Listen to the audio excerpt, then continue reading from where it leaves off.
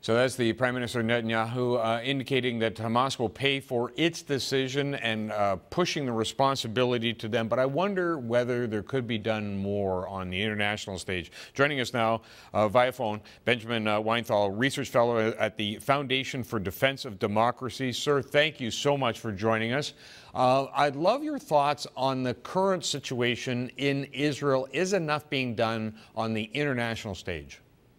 Well, thanks for having me, Pat.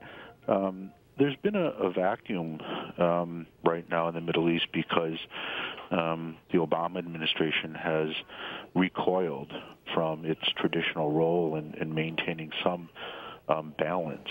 And to answer your question, there could be a lot more international influence. For example, the United States right now provides $400 million a year in aid to the Palestinian Authority and Hamas, the unity government that was recently formed. The U.S. could certainly threaten to pull the plug on this funding since it's indirectly funding Hamas and its jingoism, one could argue. Certainly the Prime Minister of Canada and other leaders of the Western world could make appeals to civilians in Gaza that they should urge Hamas to stop rocket fire because this won't bring peace to the region and prosperity to Gaza. Well, even Canada does provide some funding to the region for things like infrastructure, but as I understand it, the U.S. is kind of a general slush fund. Is there any sense that of the $400 million, it's finding its way directly into military application?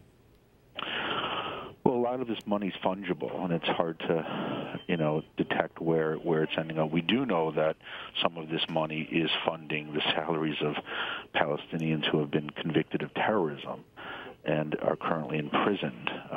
That money is, many analysts have pointed out, has ended up to help subsidize them and their families while these convicted terrorists are in prison. What is the answer? Is the answer sanctions? Well, Israel's in a very difficult position because Hamas is using its citizens as human shields to insulate its military against Israeli rocket attacks. So what you have is an ongoing asymmetric war, and it's an enormous challenge for the Israeli counterterrorism apparatus. Long term, it seems to me that these types of mini wars are going to continue. The last mini war was in 2012. The last 8 days, we're in the second mini war, which has entered the 9th day today, Operation Protective Edge. It may end up into a full-blown war because Israel has ground troops on the border. Long term, there's going to be a way to dissolve the Hamas government or regime. It's inherently terroristic and calls for the destruction of Israel. Personally, I don't think that Hamas is willing to modify its behavior. Well, speaking about modifying behavior, you get the Algerian soccer team. Their $9 million in earnings was contributed to the Some Palestinian Association. I just saw it go across the headline. I mean, should somebody like FIFA send a political message? I think so. I mean, FIFA has gone to great lengths to run anti-racism campaigns and campaigns opposing anti-Semitism within soccer stadiums. I don't see why they shouldn't come out and say, well, the Algerian team just donated $9 million to Gaza, and it's going to end up in the coffers of the Hamas regime. I think that would send a strong signal.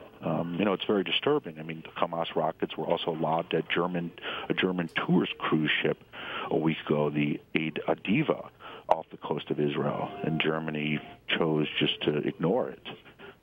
So you can see that Hamas rockets are not just intended for Israel, but are aimed at the West. Well, you make an excellent point. We've been talking and focused on the U.S. What has been the European response? It doesn't seem to be uniform across the EU.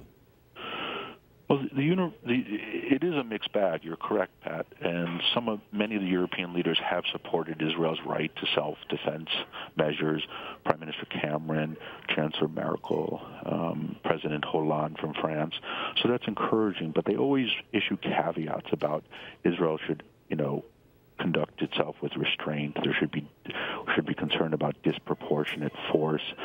And that's an impossible situation. I mean, I would imagine what France would do if a terrorist state embedded in another country, for example, Spain, started lobbing missiles at Paris, or a terrorist state in Austria that was allowed by the Austrians to lob, the Austrian state to lob missiles into Munich in southern Germany. How would those countries react? Yeah, no question about it. Benjamin, thank you so much for your time. Much appreciated.